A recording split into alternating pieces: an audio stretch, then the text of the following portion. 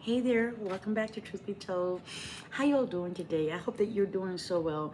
I pray that you would be intentional today about your thoughts.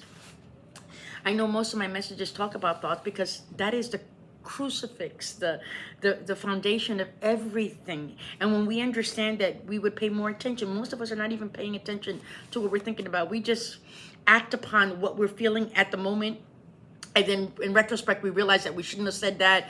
And this is why God gives us self-control. He says this fruit, one of the fruits of the spirit is self-control, which I absolutely love because we need that.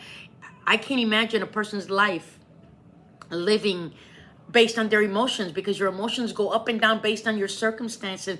God teaches us not to rely on our emotions, but on His Word.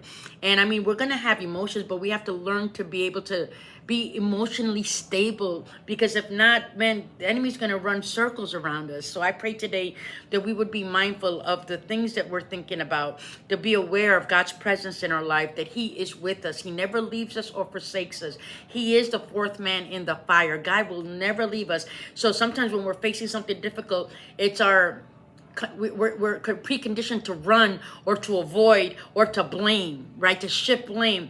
This is why it's so important to look at our tone when we speak, to think about how we're thinking about that person.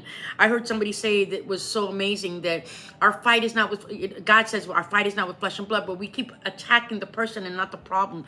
I immediately, and I thank God for this ability to do that, but I've conditioned myself and trained myself to immediately, when there's a problem, to not look at what caused the problem, but to look at the solution, to find the solution, not to blame or shift. We all make mistakes. Every single one of us fall short of the glory of God. So stop looking into blaming everybody else and start looking for the solution. And God is the solution. He's the solution and the answer for everything.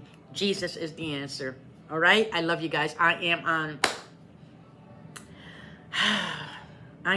on Beloved Boulevard and Love Lane. Where you at? Holla.